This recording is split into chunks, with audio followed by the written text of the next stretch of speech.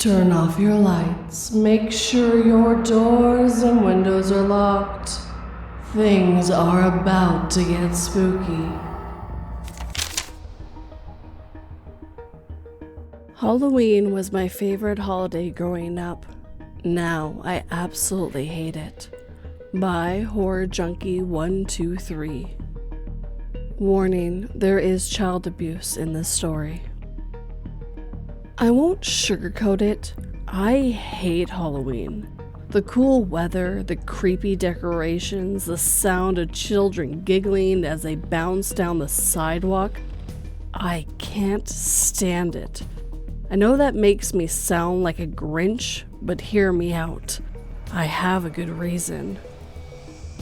As a child, Halloween was my favorite holiday. Yeah, Christmas was great and all, but there was just something different about the spooky season that really hit home with me. Well, until I turned 11, that is. That was the year that something truly horrendous happened. Something that turned my favorite holiday into the most dreaded day of the year. Your costume looks great, kiddo. You're supposed to be a Power Ranger, right? Uncle Ricky asked, taking a sip of his cider. I frowned. No, I'm Raphael. Uncle Ricky's brows furrowed. From Teenage Mutant Ninja Turtles. He stared at me blankly. I could practically see the cogs trying and failing to turn in his head. You know what? Whatever it is, it looks great. Fantastic job, buddy. He ruffled my hair before draining the remaining of his cider. I took a step back, staring at the ground. Guess what my... Ding. The sound of the doorbell cut him off mid-sentence.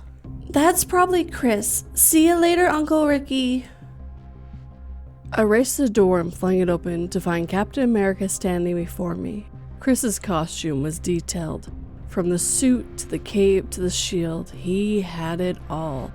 His parents must have spent a pretty penny on it. Come on, Chris, let's go, I said, ushering him down the driveway. We made it about halfway down when Uncle Ricky appeared at the door. You boys be safe now. Wouldn't want anything to happen to ya.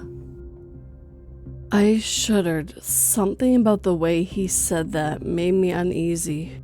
We will be, I shouted back, still speed walking away. Hey man, what gives? Why are we walking so fast? Chris demanded once we reached the sidewalk. It's Uncle Ricky. I don't like being around him. He's weird. Like, what kind of weird? I shifted my gaze to the plastic pumpkin bucket swinging back and forth in my hand. I don't know. I just don't want to talk about it anymore, okay? Fine, let's hit that house first. I heard they give out king-size candy bars. Chris and I trick-or-treated well until past sundown. To my dismay, even though I wore a turtle shell backpack and a red bandana, most people automatically assumed that I was the Hulk. Eventually, I just stopped correcting them. By 9 o'clock, all the other kids had gone home, and I was getting tired of people thinking that I was Chris's sidekick. This is getting heavy. Are you ready to go back yet? I asked. Come on, just one more house, then we'll... Hey boys, nice costumes you got there. We froze. I didn't know why, but my heart began to thunder in my chest at the sound of the man's voice. We slowly turned to face him. What I saw still sends chills down my spine to this day. A tall figure stood before us. He wore a leather jacket and jeans, a red splintered hockey mask shrouding his face from view. Even through the thin plastic, I could hear his ragged breathing.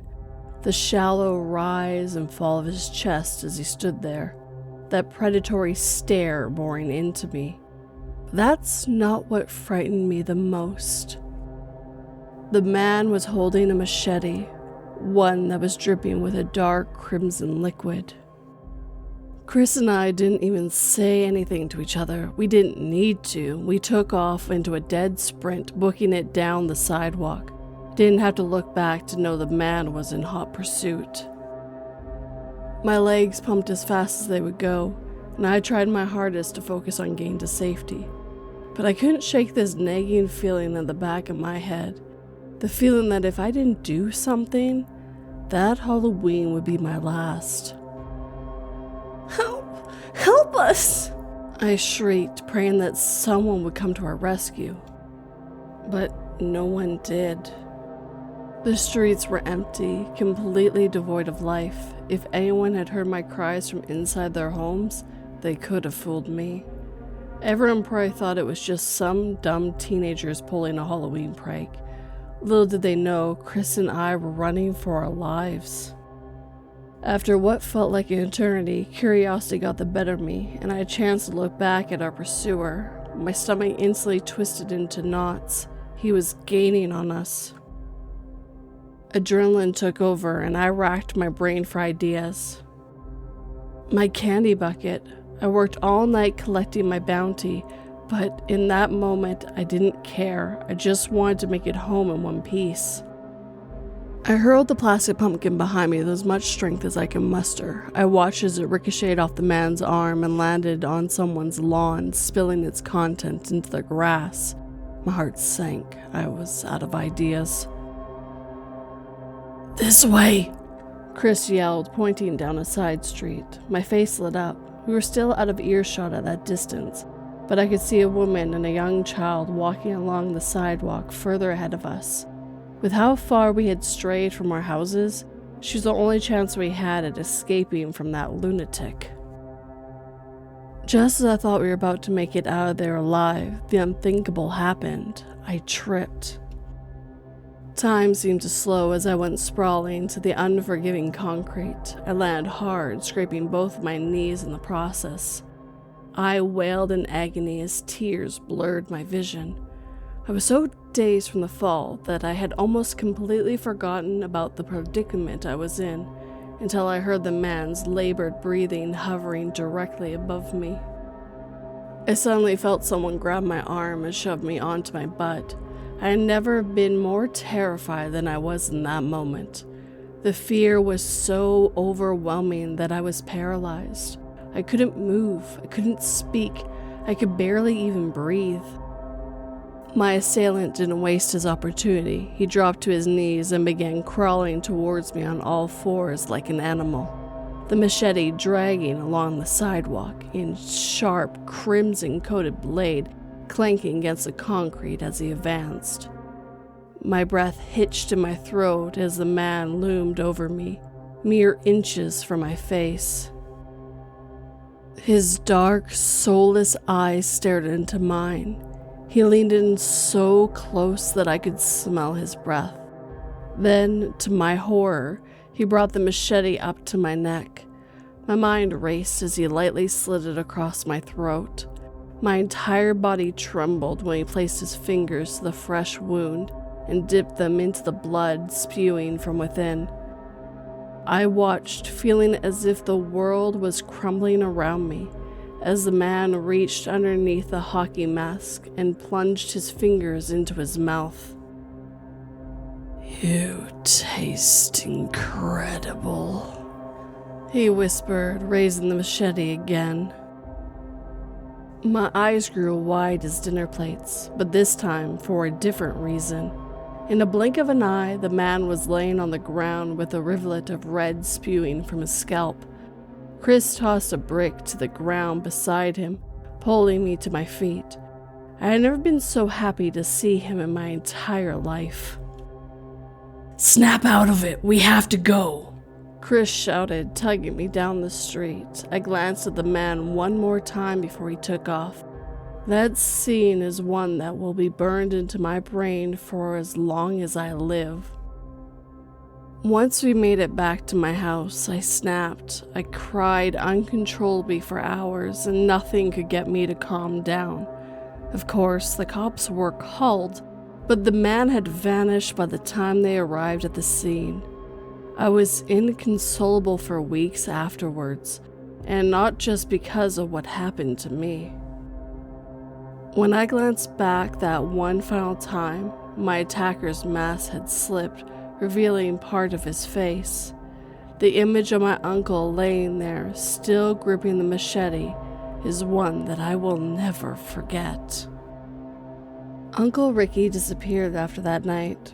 For reasons I can't explain, I never told my parents that he was the one chasing me. I don't know if they ever made the connection, but I didn't plan on bringing it up.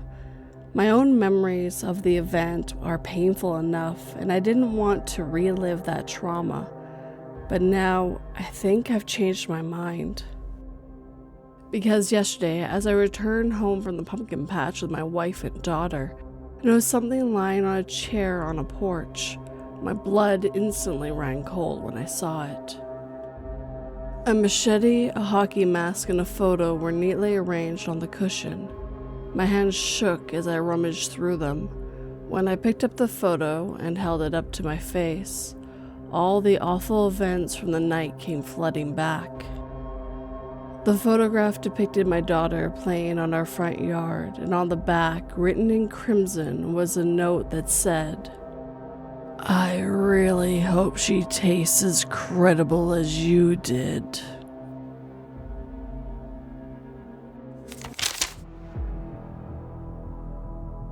The disease was 100% transmissible, but also 100% survivable. That's not what brought down our cowardly country. The disease simply compelled us to tell the truth, and the truth took care of the rest.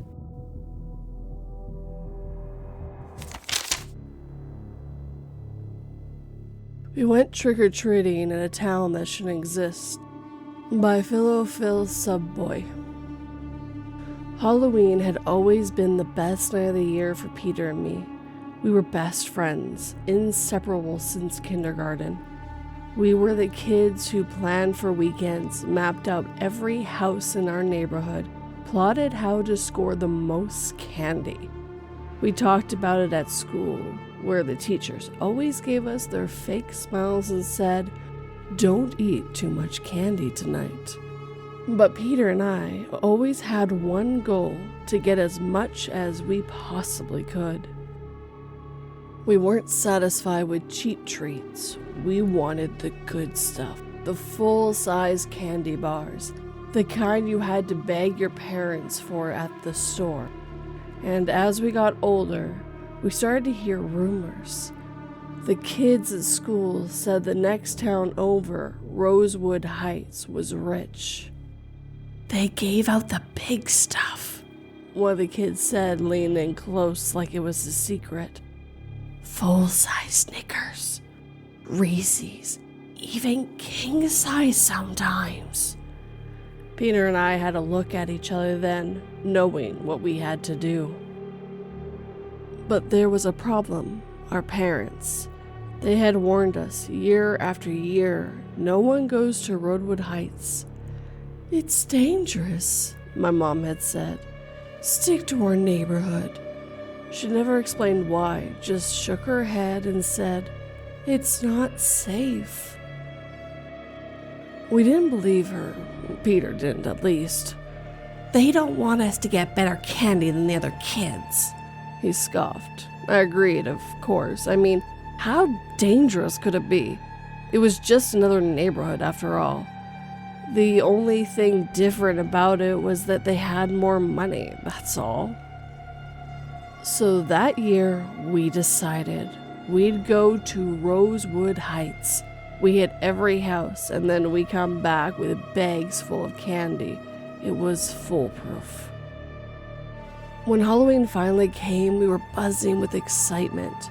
I remember the thrill of the night air, crisp and cool, the smell of fallen leaves and the faint smoke from people's chimneys. We raced through our neighborhood, our pillowcases getting heavier with each stop. No matter how much candy we got, it wasn't enough. Peter kept saying, "It's nothing compared to what we'll get in Rosewood Heights." As the night wore on and the other kids started heading home, we stood at the edge of our town looking over at Rosewood Heights. From where we stood, we could see the neat rows of houses, each one bigger and fancier than the ones we were used to. The lawns were immaculate, not a single blade of grass out of place. There were even carved pumpkins on every doorstep, perfectly lit. "Let's go," Peter said, his eyes gleaming. "We'll be back before anyone notices." We crossed over, excitement bubbling up in our chests. As we walked down the first street, I couldn't believe how perfect everything looked. The houses were like something out of a magazine, perfectly painted, with manicured bushes and clean driveways. Every door we knocked on opened to a smiling face, and just like we had heard, they gave us full-size candy bars, Snickers, Reese's, Twix. Our pillowcases started to get heavy, but we kept going, house after house, collecting more and more. The people, though, they were a little strange. At first, I didn't think much of it. People smile on Halloween, right? But the smiles in Rosewood Heights were different. They were too wide, too forced. The eyes behind them were empty, like they were putting on a mask and not the fun kind you wear with a costume. It made me uneasy, but Peter just laughed it off. "They're just rich," he said, like that explained everything. I tried to ignore the weirdness. After all, we were getting the best candy haul of our lives. When we reached the last house on the block, something felt wrong. The house was different from the others. It was huge with dark windows, and the yard was covered in creepy clown decorations. You know the kind, grinning, elongated faces with sharp teeth and wild hair. I hated clowns, but Peter thought they were hilarious. "Come on, one last stop," he said, pulling me towards the door. I hesitated, looking through the window. That's when I saw them, the family. They were sitting at the kitchen table, all four of them, a father, a mother, a teenage girl, and a boy that looked about our age. But they weren't eating or talking or even moving. They were just sitting there, staring blankly ahead like mannequins. "Peter, I don't think..." "Don't be a chicken," Peter said before I could stop him. He rang the doorbell. The sound echoed through the house, loud and unnatural, like the chime had been distorted somehow. The family at the table didn't move at first, but then, one by one, they turned their heads. Their eyes locked on us through the window. I froze. There was something wrong with their faces. Pale, too pale, with dark circles under their eyes. They looked sick, but their expression didn't change. Before I could react, they shot out of their chairs. They didn't get up. They moved like they were being pulled by invisible strings, like puppets, all of them at once rushing for the door. "Run!" I screamed, but Peter didn't move. The door flew open. They grabbed him, pulling him inside with unnatural strength. Peter barely had time to scream before the door slammed shut. I could hear him shouting, but it was muffled, like the house itself was swallowing his voice. I didn't think. I dropped my pillowcase full of candy and ran, my heart pounding in my ears. I could hear footsteps behind me, fast, closing in. Every house on the block suddenly lit up one by one like a chain reaction.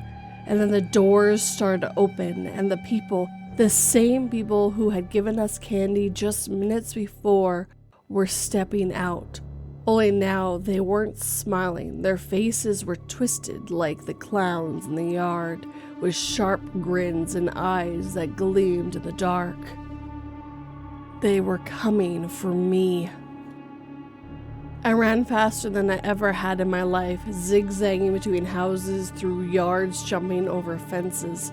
I could hear them getting closer, their footsteps heavy on the ground. My lungs burned, my legs screamed in pain, but I didn't stop. I couldn't stop. I was almost caught once, a hand brushing against my arm as I sprinted down a driveway. But I slipped through their fingers, my fear driving me forward. Somehow I made it out of Rosewood Heights, my legs shaky, my breath ragged. The streetlights on my own neighborhood were a blur as I ran straight home. I didn't look back. I didn't dare. When I burst through the front door, my mom was waiting for me. Her face was pale with worry. "Where's Peter?" she asked, but I couldn't answer. I just ran to my room and crawled under the covers, shaking uncontrollably. I didn't sleep that night. I lay there staring at the ceiling, trying to forget what I had seen, but every time I closed my eyes, I saw Peter being dragged into that house. I heard his screams echoing in my head. The next morning, there was a knock at the door. It was Peter's parents. They looked worried. His mom asked if I knew where he was, said he hadn't come home last night. I wanted to tell them everything, but the words wouldn't come. I was too scared. Soon the police were called. They searched the neighborhood, questioned me and my family. I told them about Rosewood Heights, about the people, the house, the clowns. Nobody believed me. They thought I was making it all up, that I was just a scared kid telling ghost stories. The search for Peter went on for weeks, but eventually the case went cold. That was 28 years ago. Peter's face was on the news for a while, plastered on missing posters all over town. But as time passed, people stopped looking, stopped caring, and Rosewood Heights, I could never find it again. It was like it had disappeared, vanished without a trace. Every time I tried to go back, the streets were different, the houses were gone. It was like the town had never existed at all. Now I'm the only one who remembers. Halloween is coming again, and for the first time in 28 years, I know what I have to do. I'm going back to Rosewood Heights.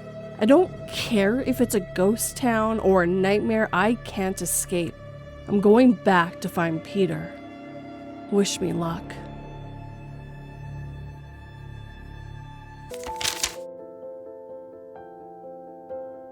When I was a young man, during the war, I made a deal with the devil to save my town that caused an entire fleet of bombers to vanish into thin air.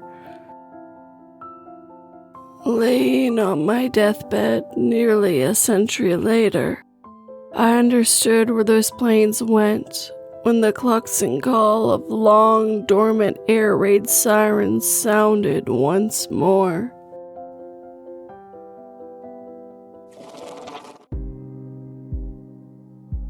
And with that, our time together on Halloween Day 1 is coming to an end. First of all, if you have a story you'd like me to narrate, whether true or fictional, you have 3 different ways you can send it my way, through my subreddit, emails, or website. All the links are down below for you guys. And of course, I'd like to thank the writers who let me read their stories this evening. 2 different tales of trick-or-treating going wrong. We start with 2 friends going out, having fun, and just as they were getting tired, a creep starts coming after them. That uncle really had a taste for his nephew. They move to 2 friends going to a neighborhood they're told never to go to. But who can pass up full-size candy bars and even king-size? But it seems like it was a lure for something laying in that neighborhood. Thank you both so much for letting me read your stories. I enjoyed them both very much. Now, if you enjoyed these stories, hit that like button and make sure it feels it. If you're new, please subscribe and turn that pretty little bell to all notifications. And of course, I would absolutely love a comment. Tell me what you think, what kind of stories you like in the future, and even what your Halloween plans are. If you're listening on the podcast, please leave a review or comment if you're able to. If you'd like to help this channel and podcast grow, please share it with anyone who might enjoy it. It helps quite a bit. And if you'd like to help in a more financial way, like these lovely people on screen, I do have Patreon and memberships where for $1 a month you get early access and a few other bonuses. If you'd like to do more of a one-time thing instead of a recurring thing, I do have PayPal and Buy Me a Coffee as well as super thanks. But as always, guys, thank you so much for watching and listening. It always has and always will mean the world to me. I hope these stories got you ready for Halloween. Sleep tight and don't let 42 bite.